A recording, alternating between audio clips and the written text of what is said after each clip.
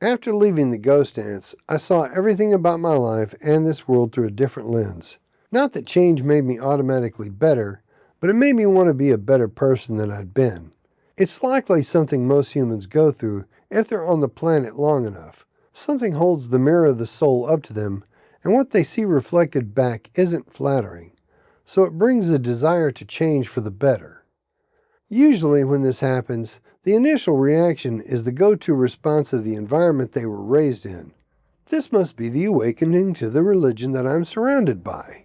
Whatever the dominant belief system operating on the continent you were born and raised and are living on, that's got to be the right thing to the exclusion of all things.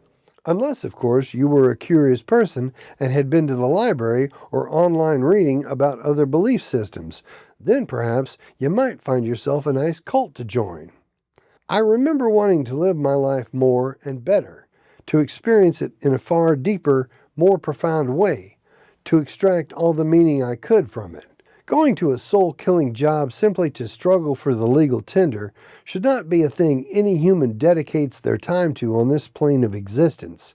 And so, I spent the next 5 years of my life like a feather in the wind, bouncing from city to city, trucking, hitchhiking, drifting, free-floating through life in loose, comfortable clothing.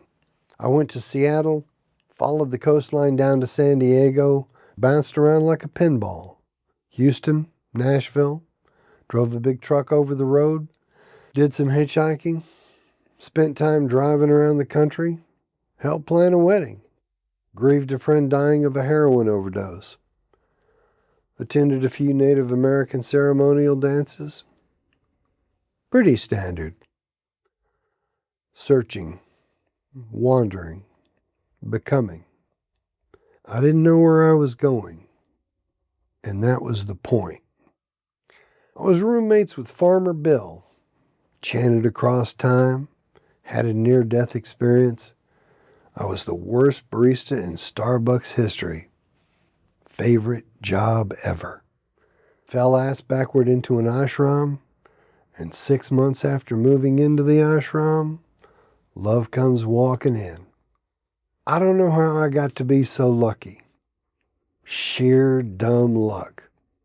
If anybody else out there thinks they're the luckiest individual on the planet, I'm afraid I got a little bad news for them, because you are looking at the luckiest fool on God's green earth.